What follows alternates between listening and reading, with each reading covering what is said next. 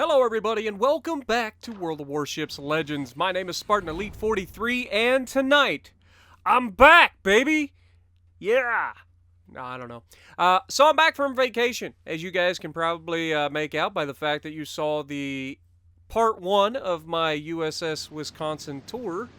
And so yeah, feels good to be home, and I'm not gonna lie, getting back to the grind was a bit of a rough one today. Maybe it's because I'm out of practice. Maybe it's just because it was just one of those days. But it's been one of those days. Just a rough way to go for me. It's not that I've been losing a lot. I really haven't lost that many games. But it seems like every match I get put up against half a team of destroyers with no cruisers, and it's a mess. But this isn't one of those. And we're in the Vladdy. It's been a while. I figured, we might as well try and jump in the Vladivostok and see if we can't have some fun today. And to my surprise, very first game in the Vladdy, this happens. So hope you guys are ready. It's gonna be a good one. And I'm not joking when I say that. It's gonna be exciting. Now, they have one destroyer on their team, just one. So keep that in mind. Now we managed to avoid running into our Edinburgh. I don't know if he's paying attention. It doesn't appear that he's even spawned in this one, so that's unfortunate. But can't worry about that. We've got people to shoot. Now, as soon as we get ready to shoot this Bismarck in true wargaming fashion, he disappears. So then we choose the Gneisno. And watch this dispersion on this first shot. This is the dispersion of dreams. Luckily for this Gneisno, he's a German battleship. And more importantly, he's not any German battleship. He's a Gneisno, which is for some reason impossible to citadel at just about any range. I don't understand why. Bismarck and Tirpitz, you can usually citadel at 15, 16 kilometers. I understand once you get closer it's a little harder. Even Grosse Kurfürst is a little easier. Now here I am going to completely ignore the Bismarck. Why? Because we have targets that are much bigger threats because they have torpedoes. The Bismarck is not going to be able to do much of anything. We get 15,000 that time against the Gneisno. But the Bismarck's not going to be able to do much of anything to me as long as I stay bow in. Yeah, his secondaries are potentially going to set some fires on me. But with more than one ship inside his secondary firing range, I'm hoping that it's going to hopefully not choose just me. Because remember, the Russian battleships only get those limited number of damage control, so you've really got to pay attention to that.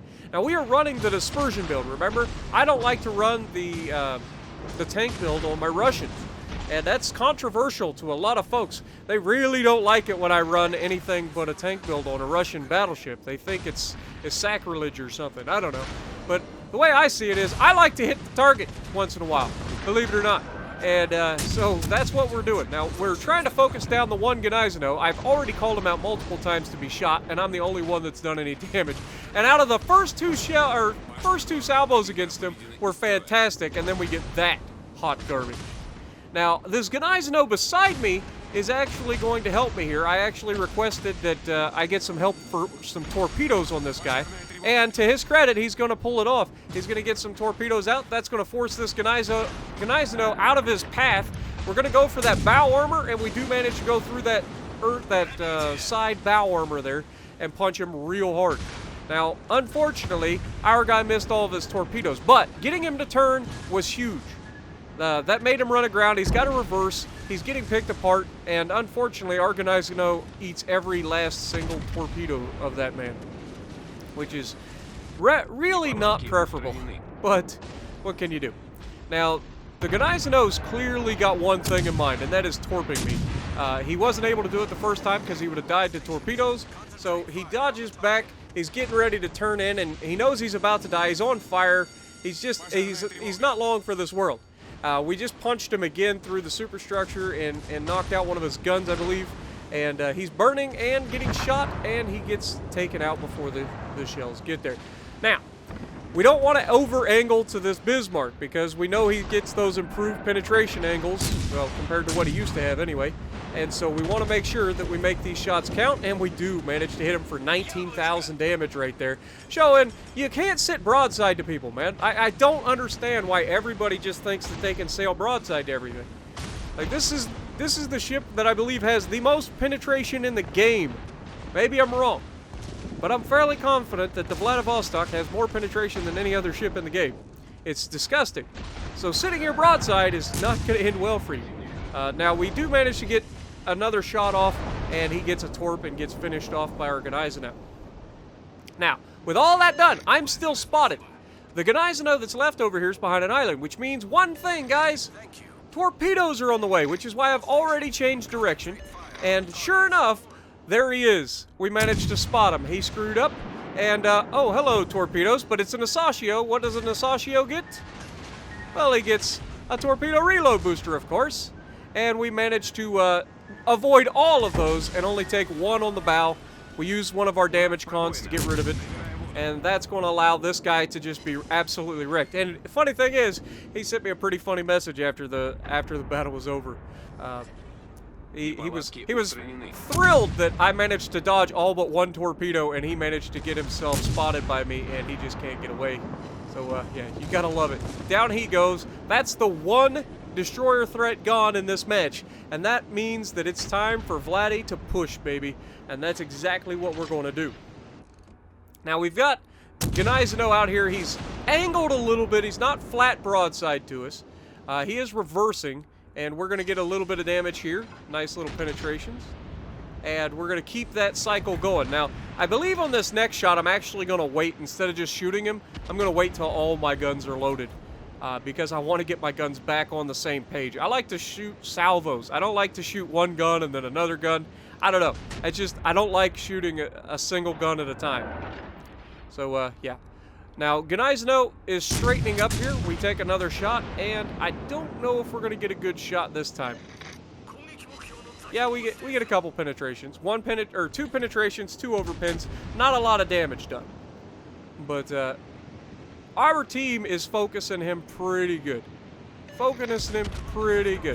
And so we're going to do everything in our power to just get into their base. You can see on the left side, our team is holding, but they're at the base. So we need to get into their base and create a sense of urgency for these guys to come back and to leave those guys alone, essentially.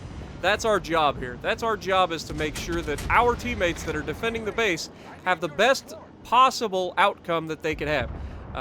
And so by getting into the base, that forces the issue. They have to come back. Otherwise, they lose the match, right? Now, Gneisenau's still not gone yet. He's turning out. We didn't get a very good shot in the last time, but this shot should be much, much better.